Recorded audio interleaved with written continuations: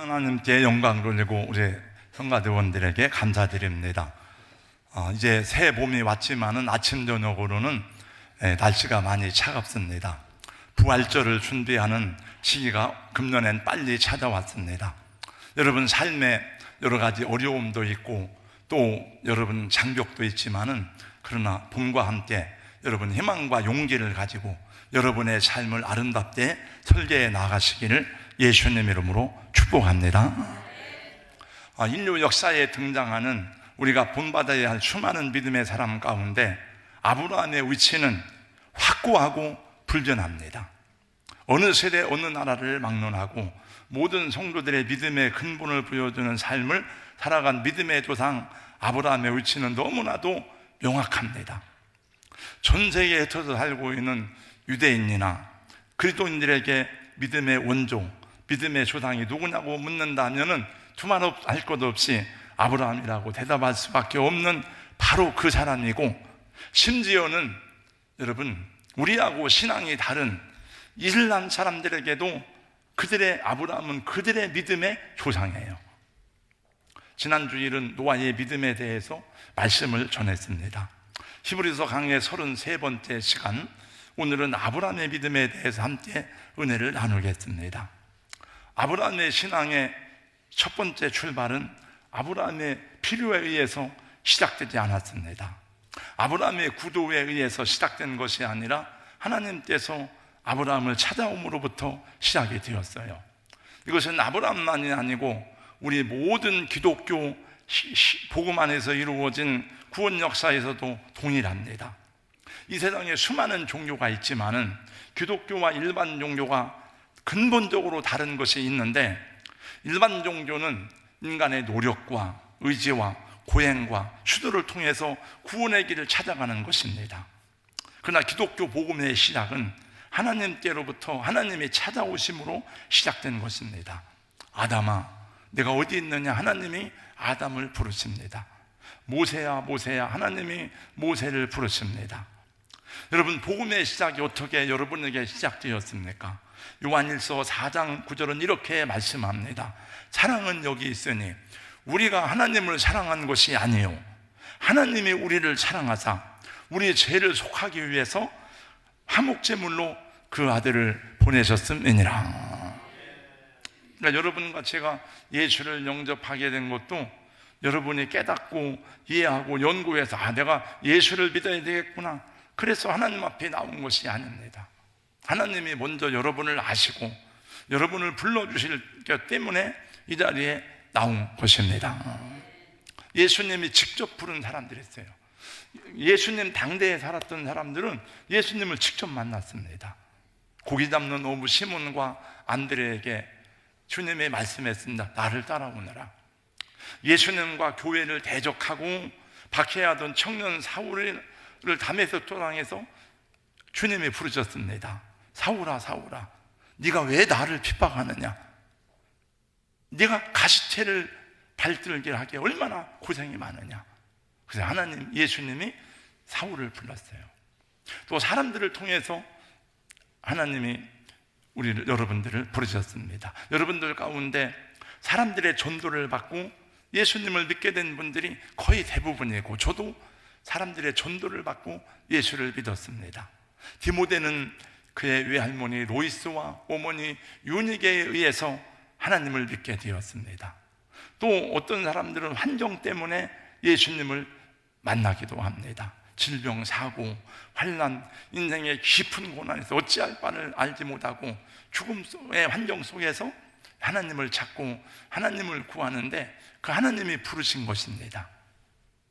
하나님이 불러도 끝까지 안 오는 사람이 있는데 그건 복이 아니에요. 강팍한 겁니다. 하나님이 찾아오시는 은혜가 먼저 있었기 때문에 우리가 구원을 받고 우리가 믿음을 갖게 된 것입니다. 예수님이 이렇게 말씀했습니다. 너희가 나를 택한 것이 아니요 내가 너희를 택하여 세웠다. 한번 저를 따라서 하겠습니다. 너희가 나를 택한 것이 아니요 내가 너희를 택하여 세웠나니. 성경에 그것을 많이 말씀합니다. 오늘 하나님이 아브라함을 찾아오셨어요. 아브라함은 여호와 하나님을 잘 몰랐습니다. 우상숭배하는 집안이었습니다. 그 아버지는 데라이고 동생은 나홀이라는 사람이었습니다. 아브라함이 살던 있던 곳은 문명이 꽃피던 메소포타미아 지역이었습니다. 우리 전에 배울 때에 인류의 4대 문명 발상지 많이 얘기 들었죠.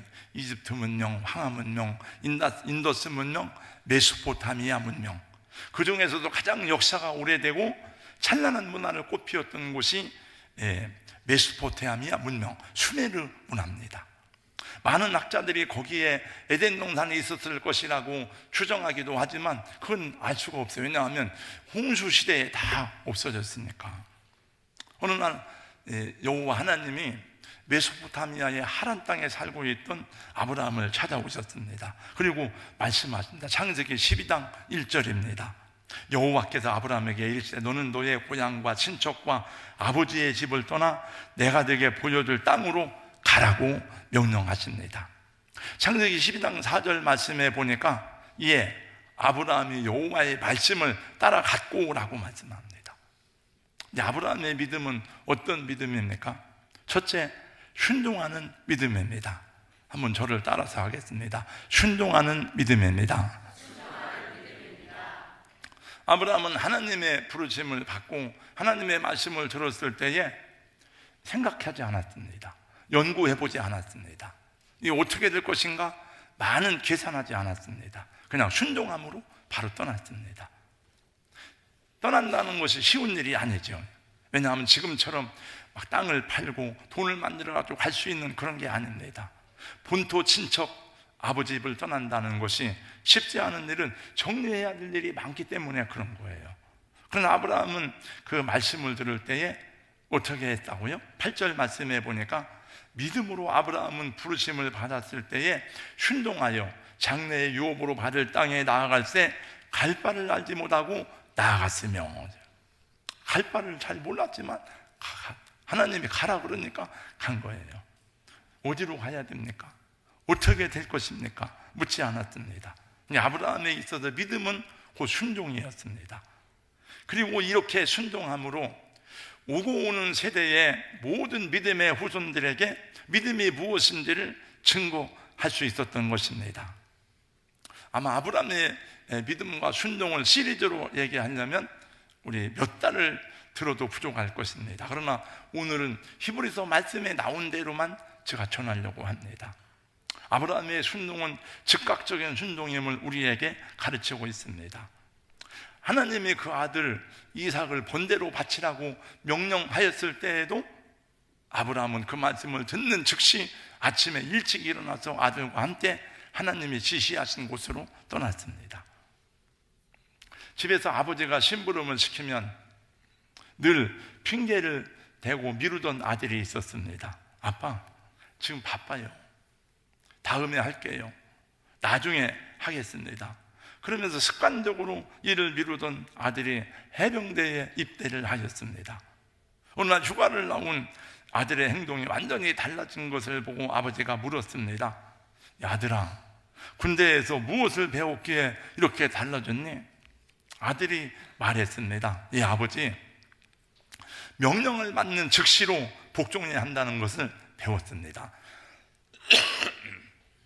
그러면서 아들은 마치 성경에 나온 것 같은 말을 하셨답니다. 바로 복종하지 않는 것이 불복종이라는 것을 배웠습니다.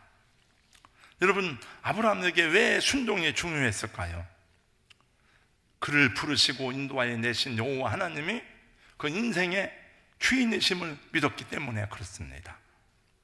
여러분, 우리가 예수님을, 하나님을 주여 그러잖아요. 주여. 그 말이 히브리어로는 아도나이. 그 다음에 헬라어로는 큐리오스예요. 우리말로는 주여, 주인님, 그런 주인, 나의 주인이다. 여러분 인생의 주인이 예수 그도가 맞습니까? 네. 그러면 우리는 예수님이 내 인생의 주인이라면 나는 예수님의 종이죠. 종은 주인의 명령에 순종해야 돼요. 다른 사람이 아니라 주인의 명령에 순종해야 돼요. 마귀의 종은 마귀의 말을 듣고 순종하지만 하나님의 종들은 하나님의 말씀을 듣고 순종해야 되죠. 여러분, 군대에서도 부하는 직계상관의 명령을 듣고 순종하는 것입니다. 대통령의 말을 듣는 게 아니에요. 미국 하버드 대학의 경제학 교수로 유명했던 존 케네디 갤브레이드라는 교수가 있었습니다. 이분은 미국의 역대 대통령들 가운데 많은 분들의 경제 자문력을 하였는데, 이분이 말년에 자서전을 쓰면서 자기 인생의 중요한 한 사람으로 그 가정부요 비서였던 에밀리 글로리아 윌슨이라는 여성에 대한 찬사를 많이 했다고 합니다. 한 번은 너무 피곤해서 잠깐 낮에 쉬겠다고 해서 낮잠을 빠졌습니다. 당시 미국 대통령이었던 린드 존슨에게서 비서에게 전화가 왔습니다. 여기에 백악관인데 교수님 좀 바꿔주게나. 죄송합니다. 교수님은 지금 피곤해서 낮잠에 드셨습니다. 할 수 없이 대통령이 신분을 밝히면서 말했습니다. 나 대통령일세 린드 존슨이야. 예, 각하. 저를 고용하신 저의 주인은 각하가 아니라 교수님입니다. 저는 주인의 명령을 따라야 합니다. 죄송합니다. 대통령이 말해요. 할 수 없지. 내가 다시 전화하겠네. 끊었답니다. 여러분, 여러분을 부르신 분이 하나님이십니다. 그렇다면 그 하나님의 부르심에, 하나님의 요구에 기쁘게 순종함이 마땅한 종의 사세인 줄로 믿습니다.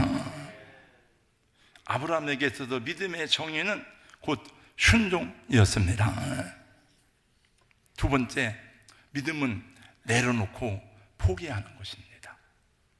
한번 저를 따라서 하겠습니다. 믿음은 내려놓고 포기하는 것입니다. 아브라함에게는 본토, 친척, 아버지 집을 떠나는 것이 내려놓음이었어요. 사실 많은 것을 포기해야 되니까. 아브라함이 본래 거주하던 갈대아 우르는 아주 굉장히 문명의 땅입니다. 그러나 비옥하고 문명이 발달한 땅이지만은 하나님이 가라고 하신 가나안은 척박한 땅이에요. 산과 골짜기가 있는 땅입니다. 그러니까 여러분, 요즘에 의사들 저기 청송 어디에 의료원에 연봉 3억을 준다 그래도 안 오는데 의사가 없어요. 계속 해서 안 돼요. 그래서 간신히 한 명을 구했답니다. 네, 그 시골이니까 안 간다는 거지. 거기는 조금 돈 받아도 도시에 있겠다는 거죠. 가나안은 변방 중에 변방이에요. 여러분, 우리가 생각할 때 신앙으로서는 중심이지만 그러나 그 당시 사회에서는 변방입니다. 아브라함은 더 살기가 좋고 이미 터전을 잡은 문명이 발달한 갈대아 우르를 떠나서 가나안 땅으로 감으로 더 힘들고 어려운 삶을 살게 되었습니다. 9절 말씀해 보니까 그 자녀들과 함께 장막에 거했다 그랬거든요. 장막은 영어 성경에 보니까 텐트라고 나와. 텐트, 천막을 말해. 천막 치고 사는 거예요. 왜 천막을 치고 살았어요? 이사를 자주 다녀야 되니까. 우리 교회 전에 어느 집사님이 이사를 가는데, 목사님 교회 광고하지 마세요. 이사를 많이 다녀서 아주 창피해서. 뭐가 창피해요? 지금 아주 성경적으로 살고 있는데. 여러분, 전 이사를 많이 간 집에 제가 신방 가서 말씀 전할 때 그 얘기 한 번씩 가끔 생각이 납니다. 지금 집사님은 아주 성경적으로 살고 있습니다. 여러분, 아브라함은 이사를 많이 다녔어요. 이삭도 이사를 많이, 야곱도 이사를 많이 다녔어요. 특별히 가나안 땅은 척박합니다. 산과 골짜기가 많은 땅이라 목초지를 따라서 매일 이동해야 돼요. 그래서 나그네로 살아가는 거죠. 성지 순례를 가보면 지금도 시나이 반도나 이스라엘의 황무지 광야 사막 가운데는 천막 치고 살아가는 사람들이, 그 사람들을 보고 베두인이라 돼. 베두인들이 있어요. 아브라함은 나그네로 살았습니다. 오늘은 여기서 장막을 치고 내일은 어디로 갈지 모릅니다. 오늘은 이곳에서 잠을 자지만 내일은 어느 하늘나라에서 별을 보고 누워야 될지 모릅니다. 그래서 아브라함이 바라보는 것은 이 세상은 영원한 집이 없구나. 이 세상은 내 집이 아니구나. 여러분 지금 살고 있는 집도 천막은 아니지만 그게 여러분 집이 아니에요. 언젠간 다 가는데 여러분 그 집 가지고 천국 가는 게 아니잖아요. 네. 대한민국 사람들처럼 소유에 집착하는 민족이 없습니다. 그러니까 불행한 거예요. 세계의 모든 많은 나라들 사람으로 너희 당신의 인생에서 가장 중요한 것이 무엇이냐?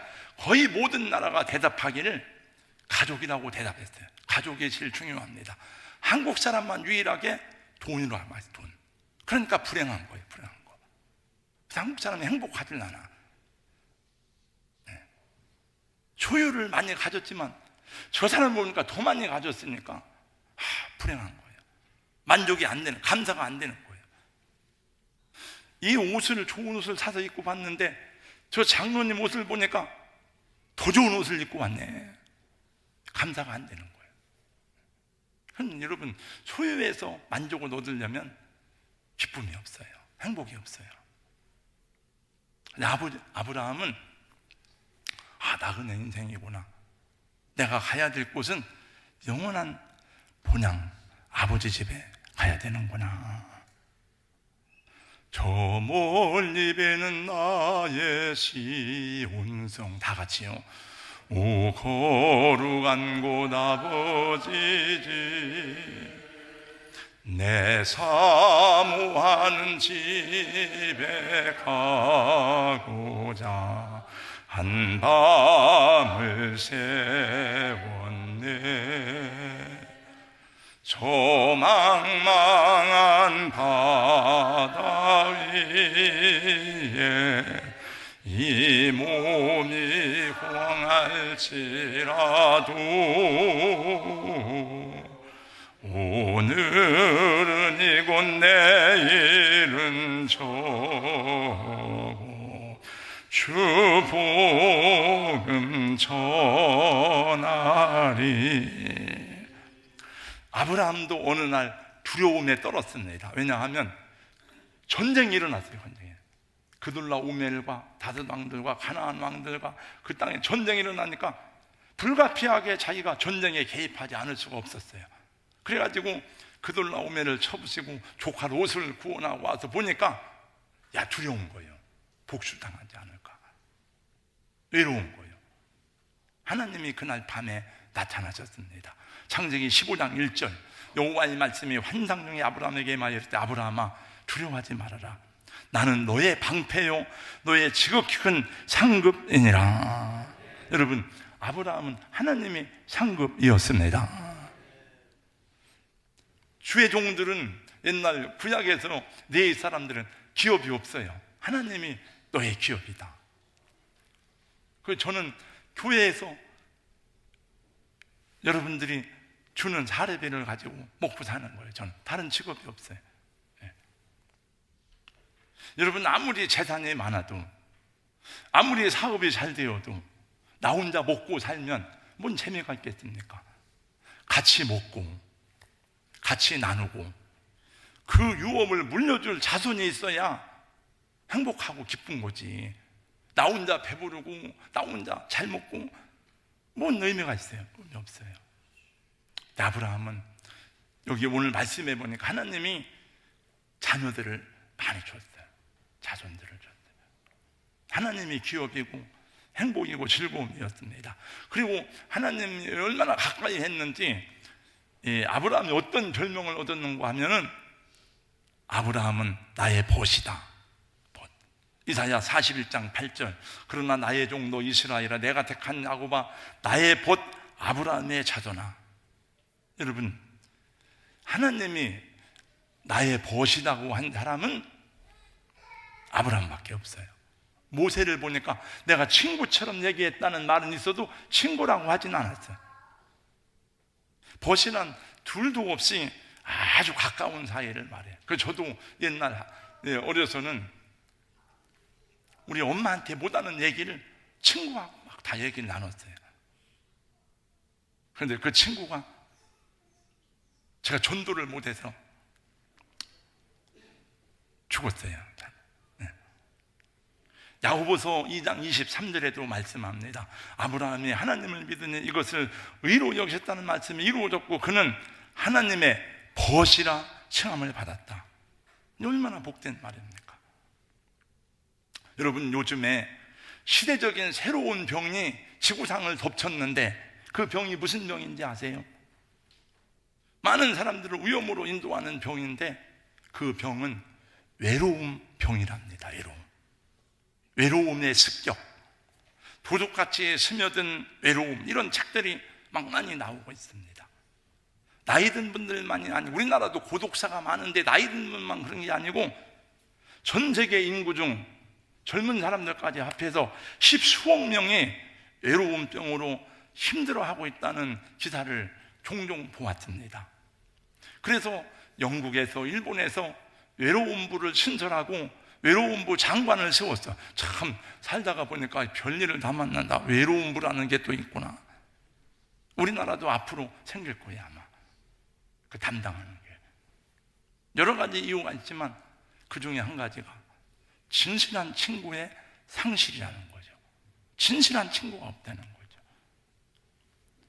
여러분, 좋은 친구를 많이 사귀어야 되지만 그 중에도 정말 진실하고 내 생명이라도 내줄 수 있는 친구 대신 예수님을 가까이 하시기를 주의 이름으로 축복합니다.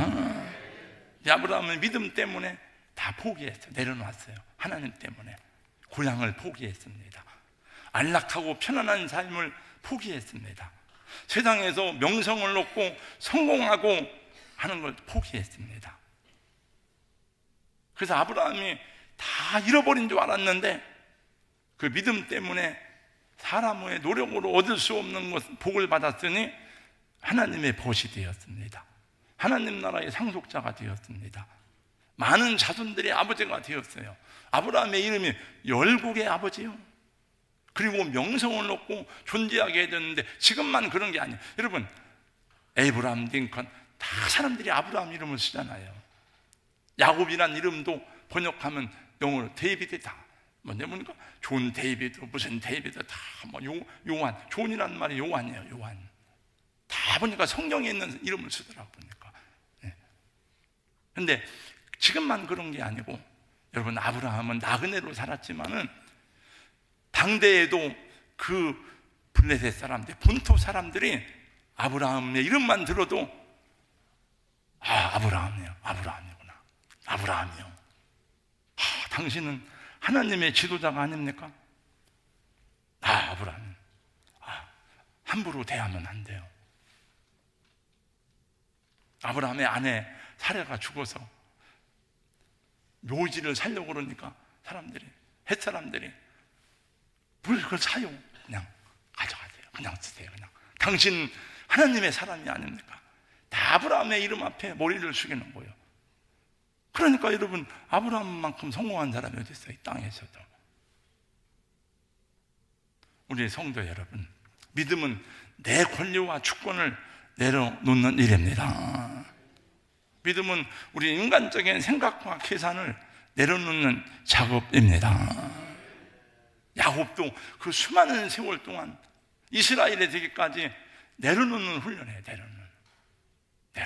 내려놓고. 그래야 하나님 안에서 참 자유와 평안을 누리는 거죠. 인간의 머리로 계산하고 두드리고 이해가 되는 것만 따르고 결정한다면 우리는 하나님의 진실한 능력과 은혜를 경험할 수가 없어요.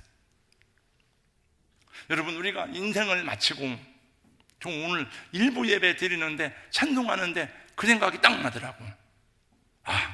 오늘 시간 가면 오늘은 끝이구나. 오늘 시간 가면 끝이에요, 여러분. 이 시간이 다시 돌아오는 시간이 아니에요. 이 예배는 다시 돌아오는 시간이 아니에요. 저는 설교를, 우리 부교육자들이 설교를 잘한다 못한다 평가하질 않아. 지도는 하지만은 설교를 왜 그렇게 하냐, 잘했다 이렇게 하진 않아. 근데 제가 문 목사는 설교를 잘하잖아요. 내가 딱 한 번 이번에 좀 책망을 했어요. 수요예배 설교하는데 고민하고 애쓰면서 고민하면서 설교 준비했어? 편하게 그냥 준비한 거야? 설교하려면 안 편하려면 고민하고 애쓰고 하면서 몸부림을 치면서 준비해서 해놔야지. 고민했어? 제가 물어봐야 돼요. 제가 항상 제일로 말씀에 집중하는 사람은 우리 교회에서 접니다. 맨 앞에 앉아서 쭉 들으니까.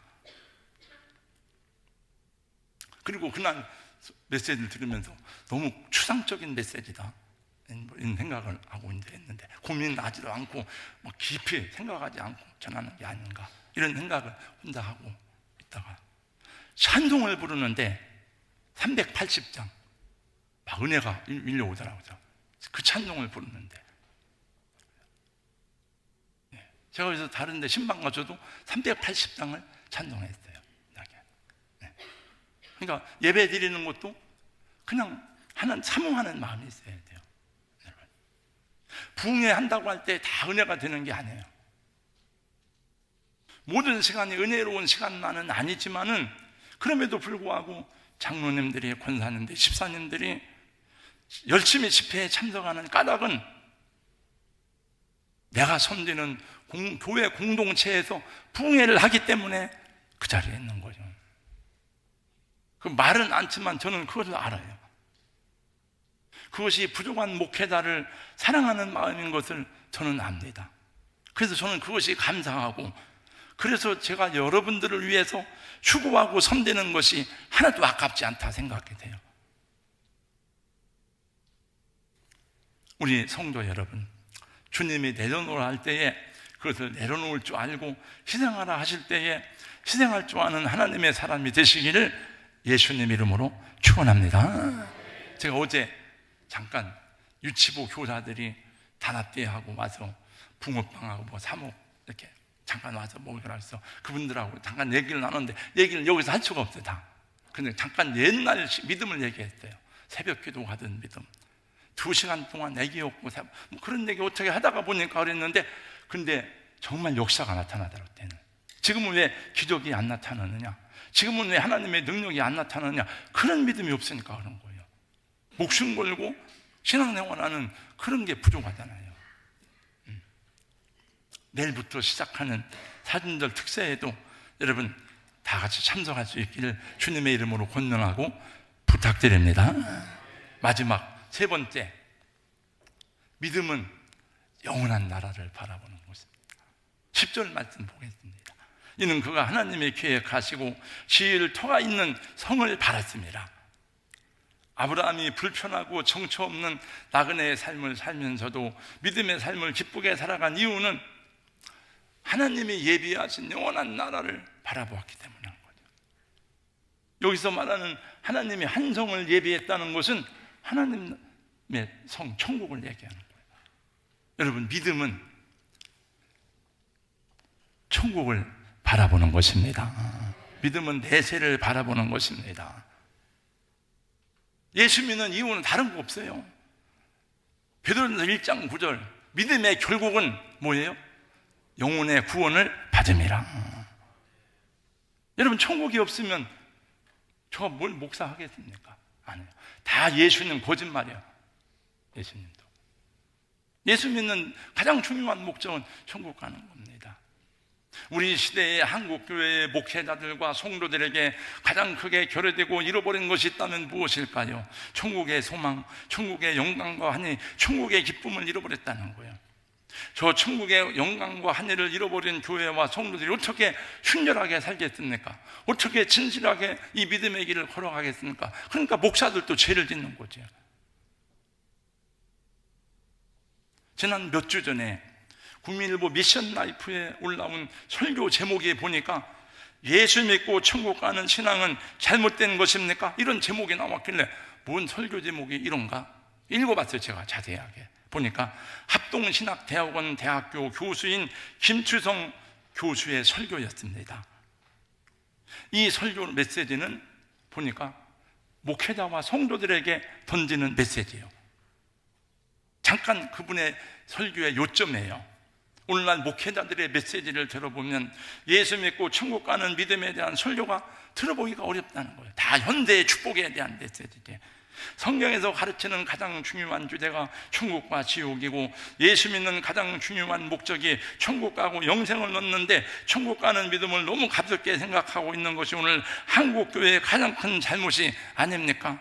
라고 하는 메시지입니다. 그분의 말입니다. 예수 믿고 천국 간다는 명제 안에는 어마어마한 축복과 실제가 담겨 있습니다. 영원한 지옥의 형벌을 받을 자가 천국 시민이 됐다는 것보다 더 놀라운 진리가 있을까요? 천국과 지옥의 실제를 믿는다면 결코 예수 믿고 천국 가는 신앙을 가볍게 대할 수 없을 것입니다. 더욱이 이것은 하나님 앞에서 누구도 피할 수 없는 질문이기 때문입니다. 오늘날 하나님 나라 운동이 힘을 잃어가고 있는 이유는 천국과 지옥에 대한 확신이 없어서 그런 것이 아닙니까? 이렇게 질문하고 있어요. 아브라함이 바라본 것은 영원한 천국이에요. 그 11장 13절 이하에 다 나와요.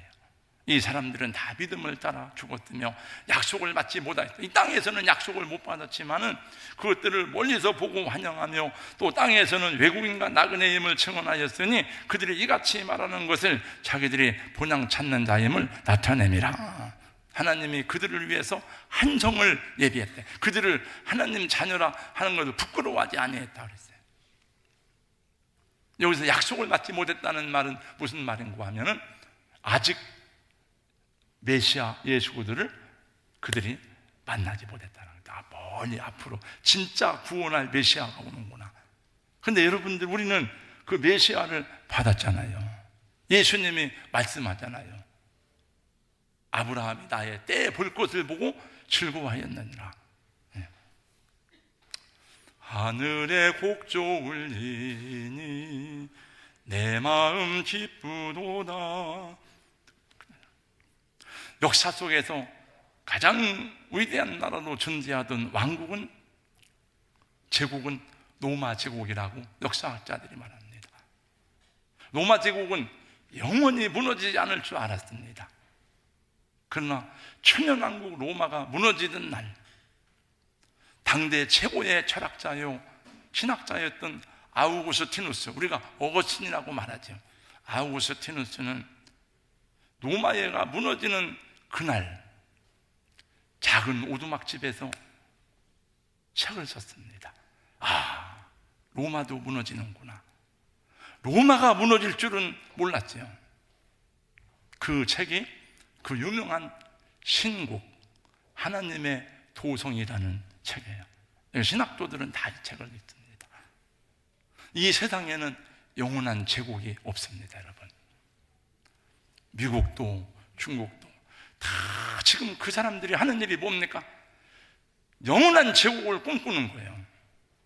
그래서 남의 나라를 죽이고 침략하고 다. 저도 어제 고려 고란 전쟁을 보았습니다마는 전쟁을 통해서 끊임없이 죽여서 제국을 만드는 게 그들의 목적이에요. 그러나 영원한 제국은 없습니다. 이 땅도 바다도 영원하지 않습니다. 하나님 나라만이 영원합니다. 여러분, 예수님은 제자들이 보는 가운데, 자기를 사랑하던 여인들이 보는 가운데 벌거벗겨져서 고문을 받고 수치를 받고 능욕을 받을 때 견딜 수 없는 그 시험도 주님이 기쁘게 당하고 견디게 했던 것은 그 고난을 통해서 구원받을 자기 백성들을 보았기 때문이고, 하나님 아버지 나라의 영광을 보았기 때문에 그것을 이길 수가 있었습니다. 스데반 집사가 복음을 전하는데 둘러선 사람들을 보니까 전부가 다 눈에 도끼가 나오는데 살기가 얼마나 가득한지 손에 다 돌을 들고 무기를 들은 거예요. 죽이려고. 근데 성경에 보니까 그 얼굴이 천사의 얼굴과 같더라. 스데반이 돌에 맞아 죽어가는 순간에 하늘을 바라보니까 하늘문이 열리면서 예수님이 자기를 보고 있는 걸 봤어요. 서서. 근데 제가 성 시스티나 대성당에 가서 보니까 저는 모릅니다. 이번 우리 부흥에 왔던 그 목사님, 많이 고쳐져요. 현동아 국회의원, 국가대표도 고쳐지고 많이 고쳤는데 어떤 사람이 고침받고 그림을 그렇게 많이 줬는데 30억짜리 사진을 보면 30억짜리 그림이래 이게. 그분은 그림만 수조 원을 갖고 있는데 어떤 그림은 그 그림의 가치를 모른대요. 가치를 매길 수가 없대. 또 우리 장로님 부인 권사님도 그림을 그리는데 그래서 그림 좀 하나 주세요 좀 이렇게. 그림이 그렇게 나는 비싼 줄 몰랐네. 근데 그런 말을 들은 적은 있습니다. 피카소 그림이 지느냐 아니냐 똑같잖아요. 똑같잖아. 그럼 뭐가 다른, 왜 비싼 거예요? 근데 누가 그러더라고요. 명작은, 명품은 보아도 실증이 안 난대요. 계속 보아도. 근데 그 시스티나 성당 가서 보는데 그 순교한 사람의 목을 이렇게 안고 있고 예수님 위에서 이렇게 내려다보는 그림인데 진짜 같대, 진짜. 그래서 명화인가 봐, 그게. 한번 이 로마 한번 가서 보신 분인데 그걸 보면서 야, 진짜 같다, 진짜. 네. 세반 집사는 그래서 죽어가면서 아버지, 내 영혼을 받아주세요. 이들을 다 용서해 주세요. 여러분, 그래서 사도 바울이 나왔습니다. 그냥 나온 게 아니에요. 사도 바울이 그 스데반 집사를 죽이는데 돌전 돼가지고 죽이는 사람은 밑에 똘마니들이 하는 거고 진짜 이 두뇌는 시키게 나온 거예요. 사도 바울은 그런 사람이에요. 그리고 그 이후에 많은 사람들이 예수님께 돌아왔어요. 스데반 집사의 순교 때문에 그런 거예요. 아브라함은 나그네로 살았지만 성실하게 살았습니다. 세월을 아끼며 살았습니다. 이 세상에서 자기 위치를 바르게 알고 책임을 다하며 살다가 그 자녀들에게 천국 가는 믿음을 유산으로 남겨두고 하나님 앞에 갔습니다. 성도님들, 말씀에 순종하는 신앙이 되시기를 예수님 이름으로 축원합니다. 하나님이 내려놓으라 하는 것을 내려놓을 줄 아는 그런 믿음으로 더 좋은 것을 얻는 성도들 되시기를 예수님 이름으로 축원합니다. 영원한 나라, 하나님이 예비하신 천국을 사모하고 천국의 주인공이 되시고 그 믿음 때문에 고난도 시험도 이기고 승리하는 하나님의 사람이 되기를 주의 이름으로 축복합니다. 하나님 감사합니다. 오늘 아브라함의 믿음에 대해서 말씀 전했습니다. 부족한 종에게도 우리 사랑하는 성도님들에게도 이 믿음을 주시옵소서. 예수님 이름으로 기도하옵나이다. 아멘.